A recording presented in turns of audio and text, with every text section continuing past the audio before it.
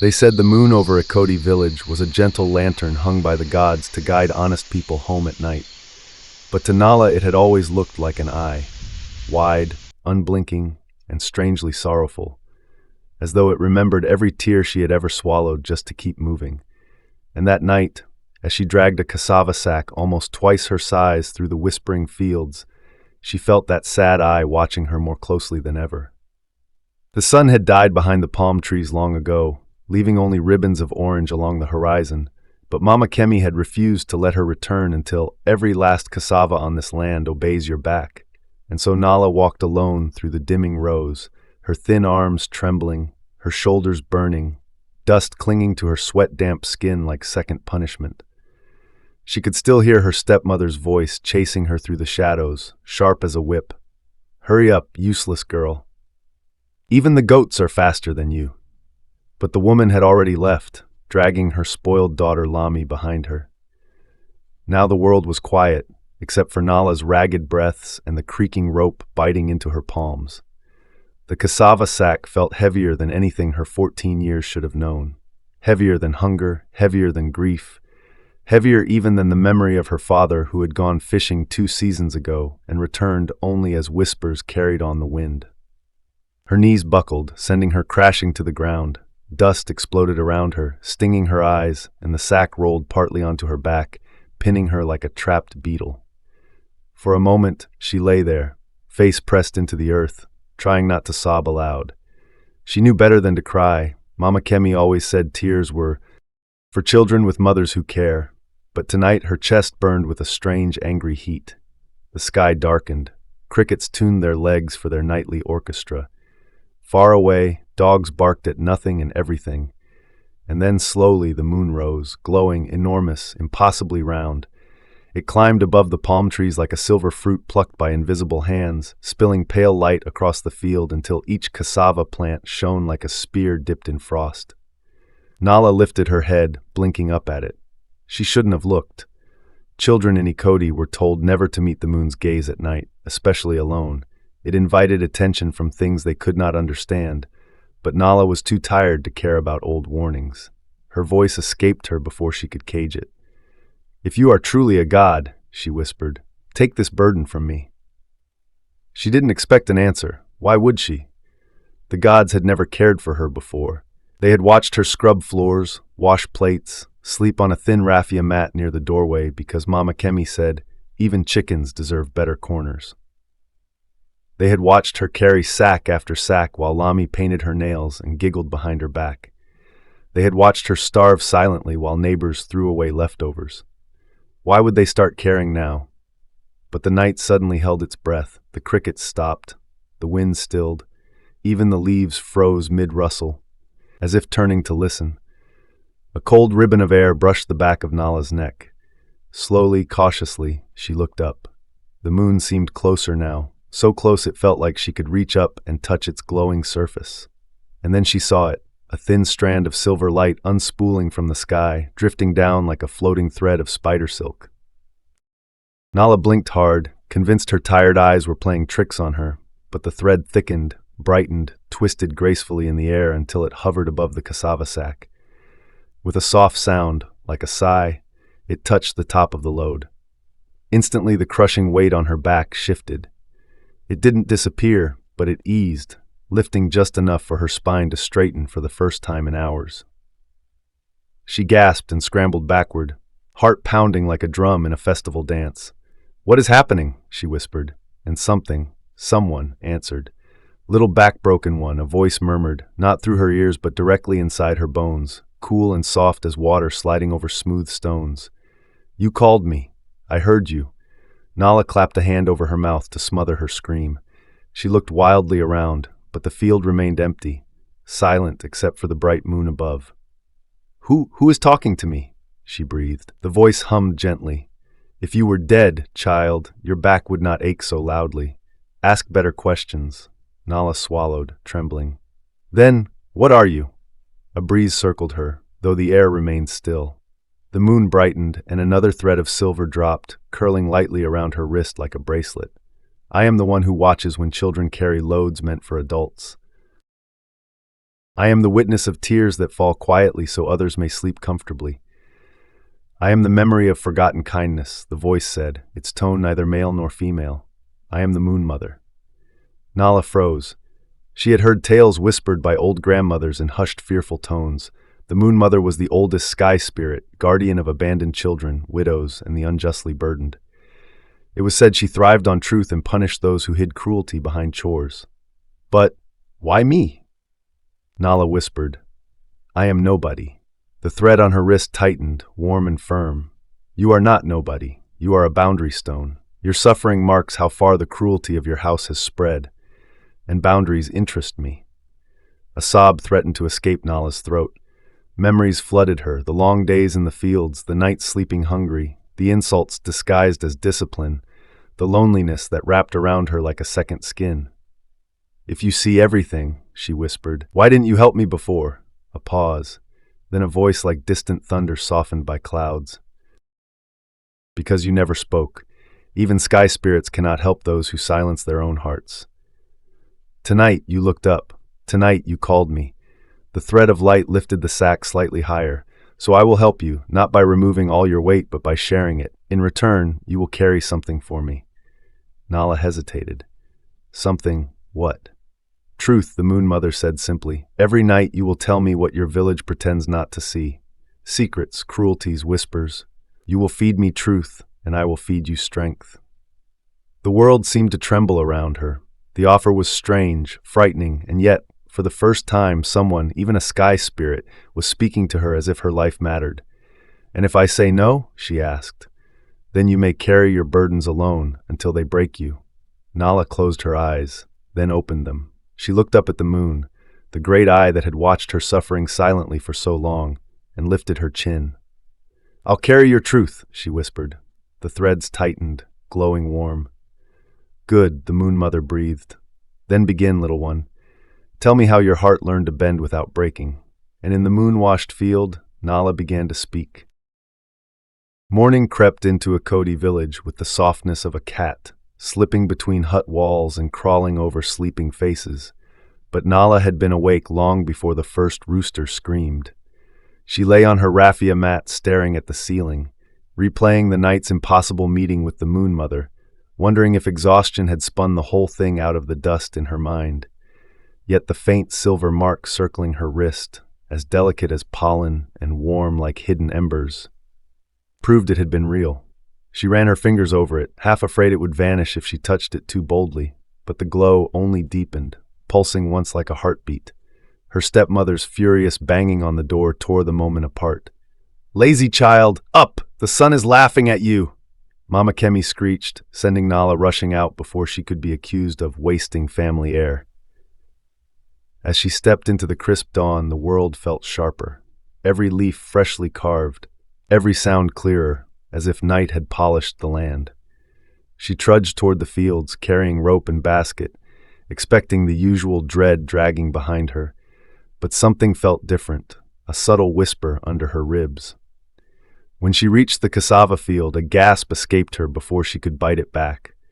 The sack she'd dropped the night before, where she'd collapsed in dust and tears, sat upright and perfectly still, but its surface shimmered faintly, as if someone had dusted it with ground pearl.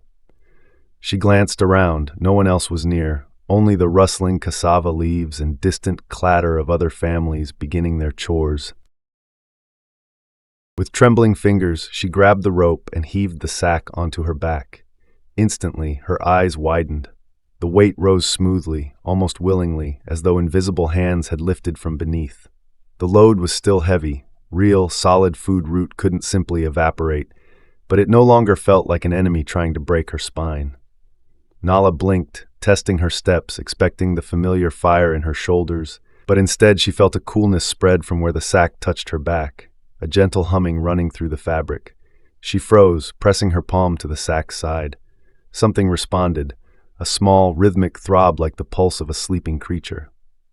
Moon, Mother, Nala whispered, her voice trembling. The wind shifted, brushing her cheek in a way too deliberate to be random. Walk, child. A soft voice soothed inside her mind, like ripples moving over water. Work, but do not break. Not while I watch. Nala swallowed hard and started moving, the sack resting against her like a quiet companion. As she worked, lifting, pulling, sorting the roots into piles, she realized that whenever she stepped into shadows, tiny sparks winked along the cassava's skin, silver flecks that faded in sunlight. She touched one and felt a faint warmth, like a firefly trapped under her skin. "Is this your doing?" she murmured. A soft chuckle glided into her ears. "I said I would share your burden, not steal it. The weight is yours, but the ache is mine." Nala didn't know whether to be grateful or terrified. By midday, the field shimmered with heat, but she moved faster than she ever had in her life. Each motion strangely light. Villagers passing by stopped to stare. "Aha! Is that not Kemi's stepchild?" One woman carrying firewood whispered. "How does she move like that? Did she grow new bones overnight?" A man wading through his yam vines frowned. "Children who suffer become strong," he muttered, "or mad." But the oldest people, the ones who remembered stories older than the chief's father, watched with narrowed eyes, not trusting miracles that arrived without knocking. Back at the compound, Mama Kemi saw only the full baskets Nala brought in and the potential coins they represented. "Finally," she grunted, rifling through the cassava. "At least you're good for something." Her eyes glittered with greed. "Tomorrow, you take 2 sacks. I'll not waste this new energy of yours." For once, Nala didn't flinch at the woman's voice. A warm ribbon of moonlight pulsed faintly against her wrist, steadying her spine. That night, when chores were done and Mama Kemi had fallen asleep, snoring like a broken drum, Nala tiptoed to the window. Moonlight pooled there like milk poured on clay. She set a small piece of cassava on the sill, hesitated, then added a cleaner, fresher piece, the kind Mama Kemi would never waste on her. The air stirred. The cassava glowed faintly, the light nibbling at its edges like a shy creature tasting food. Within seconds, it dissolved into a wisp of silver dust. "You learn quickly," the Moon Mother murmured, her voice warm as breath on Nala's ear. "Offerings are bridges. Feed me, and I will feed what you dream of becoming." Nala swallowed. "Will this hurt anyone?" she whispered, thinking of villagers whose harvests already looked thin. The Moon Mother paused longer than Nala expected. "The world is a drum," she finally answered. "Strike one side, the other side must answer. Balance, child, always balance." Nala wasn't sure she understood, but she nodded anyway. For the next days, the pattern repeated. Lighter sacks, silver dust clinging to cassava, the Moon Mother's voice humming at the edges of her thoughts like a protective lullaby. But subtle changes crept through Ikoti. The cassava in Mama Kemi's field grew faster than any other. Roots swelled like proud stomachs, and leaves shone bright green. Meanwhile, across the village, maize stalks sagged, yam vines curled into themselves, and farmers muttered that the sky felt tired. Children woke sweating from dreams about silver rivers. Dogs whined at the moon. Mothers exchanged worried looks, and villagers began to notice that wherever Nala walked, the air shimmered faintly like a heat haze, but cool. Most whispered fearfully. A few whispered enviously. All wondered. Only Nala understood that the moon had accepted her offering, the truth of her suffering, and in return had placed something else inside the cassava, something bright and hungry and powerful. And as she lay on her mat that night, silver light stroking her wrist like a loyal pet, she whispered the question she had been afraid to voice aloud. "Moon Mother, what exactly have I fed you?" The answer drifted down like falling feathers. "Your pain, Nala, and your hope. Both are powerful, both are costly." A chill traveled through her blood. "And what will you feed me back?" The pause was longer this time. Heavy, ancient, strength, the Moon Mother finally answered, but strength always calls something else with it. "What?" Nala whispered. "A price." And outside the moon glowed bigger, hungrier than ever before. Days began melting into each other like candle wax under sunlight. And though Nala still woke before dawn and walked to the fields with her back bent under the familiar burlap sacks, everything about the weight she carried had changed. It no longer felt like the world pressing its knee into her spine, but like a strange partnership, her muscles straining on the outside while something cool and silvery steadied her from within. Each morning, she noticed new flickers of moonlight trapped in the cassava skins, tiny glowing veins that pulsed lazily before fading in daylight, and though she tried to ignore them, the Moon Mother hummed at the edge of her thoughts. a voice as soft as fog curling around her ankles, reminding her gently, "You feed me with truth, little one, and I feed you with strength. This is the rhythm of our bond." But as Nala's strength grew, Ikoti's balance began to tilt in ways she could not deny. At first, the signs were small: maize leaves curling despite the rains, goats refusing to graze under full moonlight, the village well's once brisk water settling into a sluggish swirl. Old women clucked their tongues, blaming careless ancestors. Farmers shook their heads and muttered about mischievous earth spirits. Children whispered that the moon was licking the village's shadow. But the changes were not whispers to Nala. They were living things she felt in her bones. Each night, when she placed her offering of cassava on the windowsill, the silver glow swallowed it faster, almost greedily, as if the Moon Mother's appetite had sharpened. Sometimes, when Nala laid down to sleep, her dreams filled with rapid visions: roots cracking under drought, rivers shrinking into twisted worms of mud, fireflies blinking desperately in air too dry to hold them. She always woke sweating, the moonlight on her wrist pulsing too quickly, like a heartbeat that had lost its rhythm. Still, she tried to believe she was imagining the worst. "Maybe it is just the season," she told herself. "Maybe I am overthinking." But the Moon Mother's silence each time she asked, "Will anyone be harmed?" was an answer sharper than words. Meanwhile, Mama Kemi flourished like a plant transplanted into perfect soil. Her cassava field, watered only by Nala's sweat and carried by moonlight's secret hunger, grew wildly, roots fattening overnight, leaves dark and glossy as emerald cloth. Market women complained that their own crops were shrinking, but Mama Kemi basked in the attention, boasting that hard work and discipline made her land superior. She never noticed the uneasy glances villagers exchanged, nor the way their children stared at Nala with a mixture of wonder and dread. It was Lami, Nala's stepsister, who sensed something off first. One evening, she followed Nala outside and caught her whispering into the moonlight, fingers hovering above a glowing cassava piece. Lami froze, watching as the piece dissolved into a silver wisp that curled like smoke. Her scream split the night. "Mama, Mama, Nala is doing witchcraft!"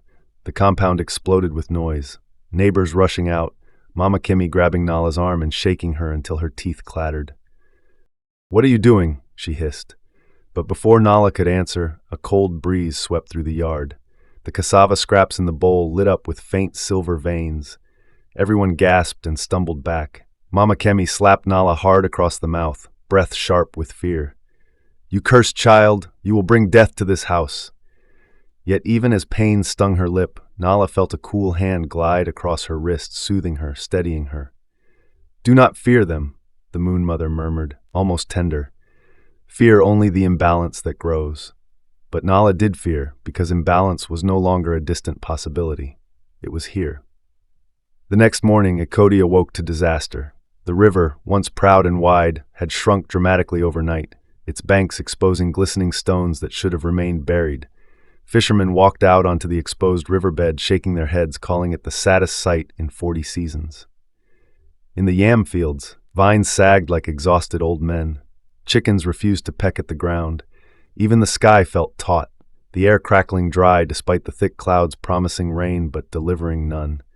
Everywhere Nala walked, villagers whispered. "Is it her?" they murmured. "Ever since her stepmother's field grew too fast, the land has been leaning the wrong way. Maybe she carries something unclean. Maybe the gods are angry." But the whisper that pierced Nala deepest came from a boy no older than 8, tugging his mother's wrapper. "Mama," he asked tremulously, "why does the moon stare at Nala like it owns her?" That night, the Moon Mother called her before Nala could even reach the windowsill. The voice seeped into her room like mist. "Sit," it commanded gently. Nala sat. "Tell me what is happening to the village," the Moon Mother said, though she already knew. Nala's chest tightened. "The land is drying," she whispered. "People are afraid, and Mama Kemi's field grows while everyone else's dies." The Moon Mother's silence stretched heavy and ancient. "Every blessing pulls a shadow behind it," she finally said. "When you asked for strength, I shifted the weight that crushed you. But weight does not disappear, it moves. Your suffering fed me, now your offerings feed me, and I have grown hungry." Nala's breath hitched. Hungry? For what? The answer thrummed through her bones. Balance. Nala shook her head desperately. I never wanted anyone else to suffer. I never wanted the land to dry. Wanting is not enough, the Moon Mother murmured. Actions echo. Nala pressed her hands to her ears, but the voice slipped through her fingers. Drought follows stolen weight. The world tilts because your burden has shifted to others. A small sob escaped Nala's throat. Then take the strength back, she whispered. Return the balance. Please. The Moon Mother's tone softened. Nothing can simply be returned, little one. Balance must be rebuilt, not reversed. And you must choose how. Nala trembled. For the first time, she realized that the God who shared her burden did not simply give, she consumed. And each miracle she granted came with a cost Nala never meant to spend. Outside, the moon rose swollen, white as a bone bleached by regret. And deep in her heart, Nala understood. Her help had awakened a hunger older than the river, older than the fields. And hunger was never gentle. The days that followed dragged across Akoti like a wounded animal, gasping, stumbling, refusing to settle. Each sunrise arrived with a strange metallic dryness in the air, and by noon the heat clung to the skin like something alive and angry, as though the very sky resented having to shine on a village out of balance. Women who fetched water returned with half-filled pots, and worry lines burrowed deep into their brows. Men who went to check their farms returned shaking their heads, muttering to each other that the spirits of the land had closed their fists, that the soil no longer recognized their touch. Even the children sensed the shifting world. Games grew quieter, laughter thinned like soup stretched too far, and dogs paced nervously at night, whining at shadows shaped like nothing and everything. Still, Mama Kemi's cassava field grew lush and arrogant, bursting with swollen roots as if fed by its own private river. The villagers noticed. Since when does Kemi's land thrive when even the chief's farm is choking? They whispered, watching the field with uneasy suspicion. Look at her leaves, green as the god's own wrappers, while ours turn yellow. Some said it was witchcraft. Others muttered that greed must have a smell the spirits recognized. And when their eyes slid to Nala, thin but strangely steady under her sacks, the whispers turned sharper, their edges glinting like broken shells. Ever since that child started walking like her bones were suddenly new, a woman selling okra murmured, the land has behaved like a sulking child. The old man beneath the Iroko tree, who rarely spoke unless forced, watched Nala with an expression that made her stomach twist, for his gaze was not cruel, but fearful, and fear from the wise was the most dangerous kind. Yet Nala continued her once-crushing chores with a grace that felt both borrowed and betrayingly natural. She had never known what it meant to lift a sack without wanting to collapse. Now her body moved with a gentleness she didn't understand, her steps feeling guided by something just behind her shoulder. But each time she breathed this strange new ease, guilt clawed at her ribs. How could she enjoy relief when the river had shrunk again overnight, pulling back from its usual edges like a frightened creature?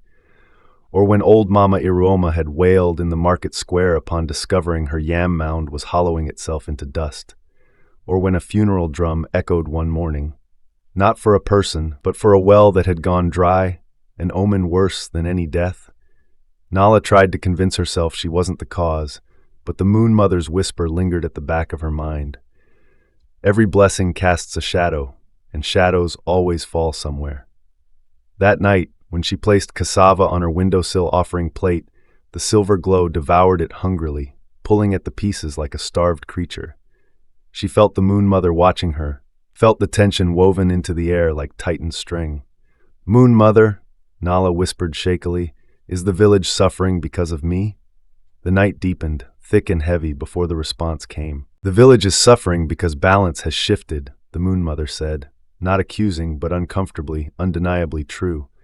Strength cannot grow in one place without hunger waking in another. Nala's throat tightened. Then how do I make it right? A pause.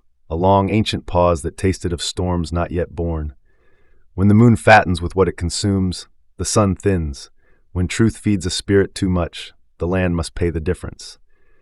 Then take back what I fed you. Nala murmured, tears pricking her eyes. Children do not uncry their tears, little one, the Moon Mother replied softly, but they can choose where those tears will fall next. Before Nala could ask what that meant, a loud thud echoed through the compound. Mama Kemi burst into her room without knocking, face shiny with sweat and fury. "Get up!" she screeched.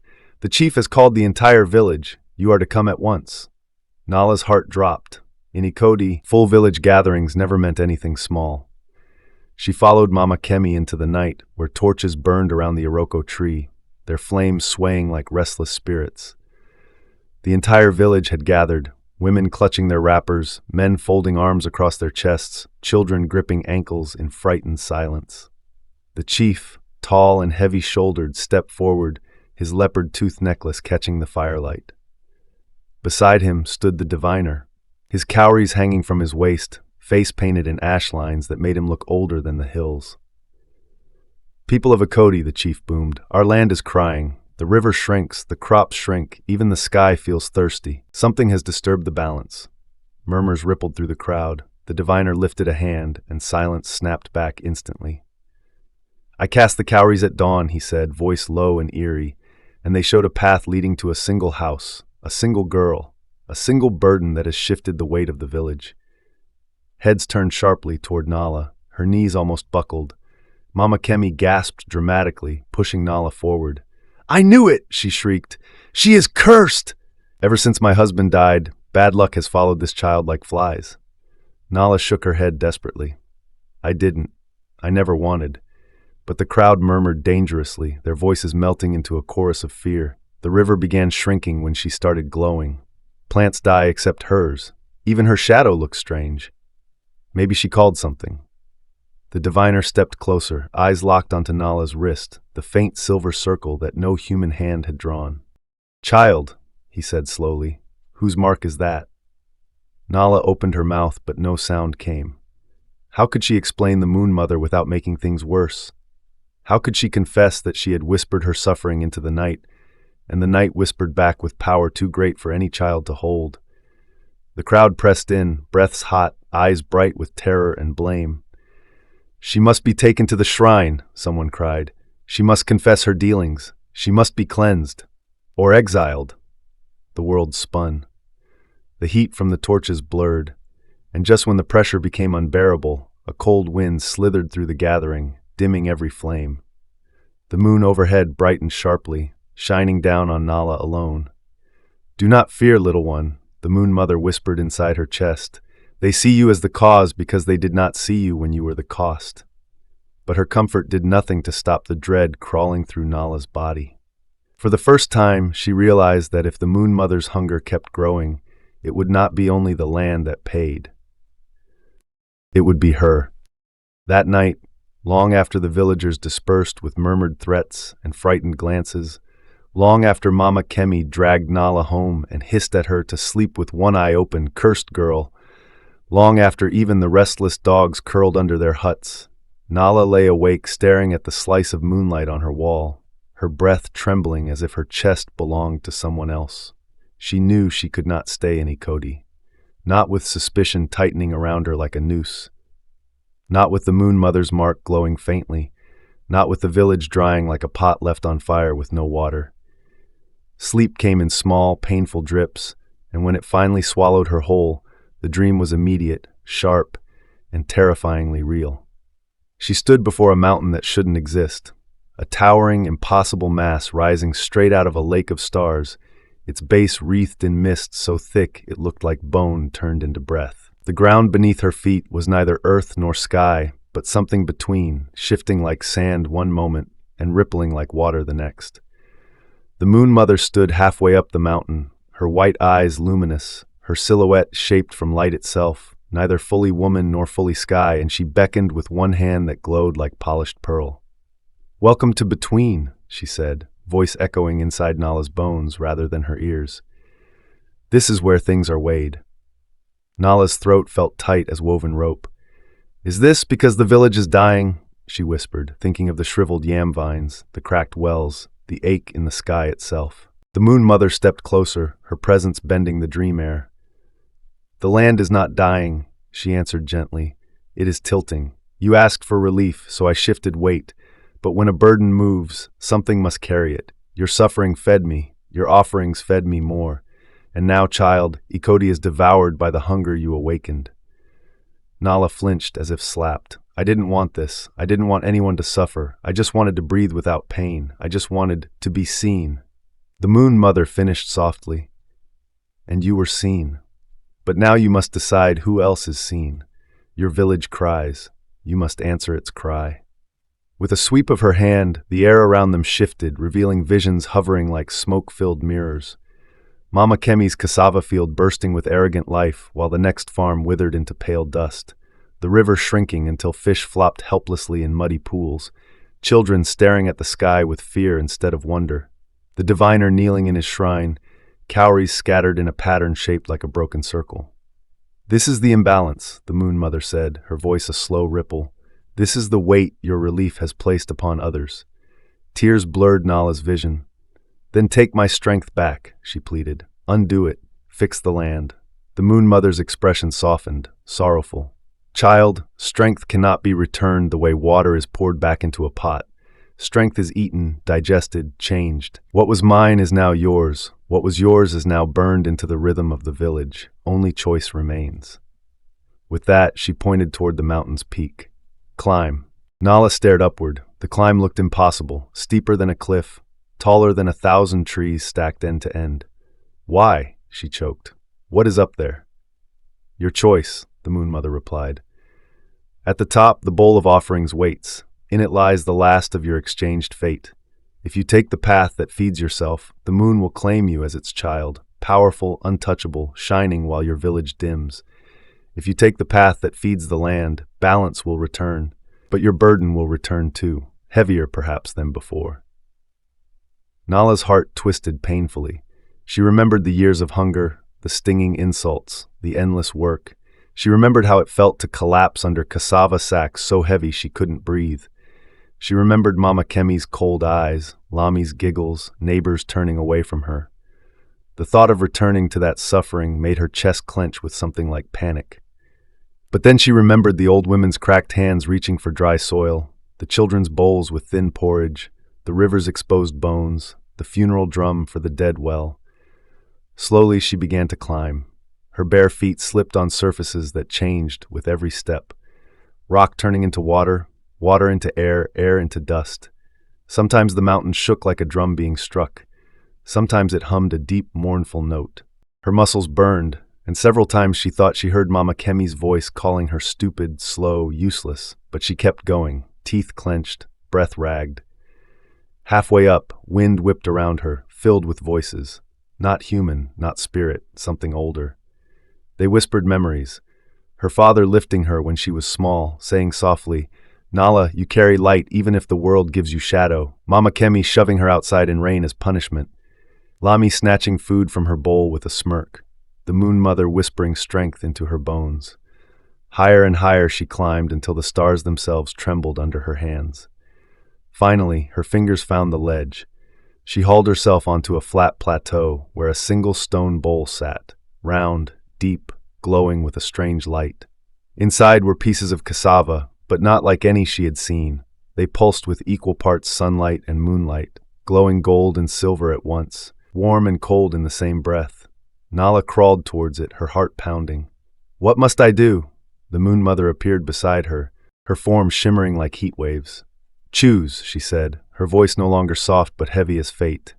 "If you eat the silver half, you will belong to me. You will rise above your pain. Your stepmother's cruelty will never reach you again. The village's suffering will not be your burden, but the land will remain in the moon's shadow." Nala swallowed. "And the gold?" The Moon Mother's eyes dimmed with something like grief. "Gold feeds the sun. It restores the balance. It frees the land.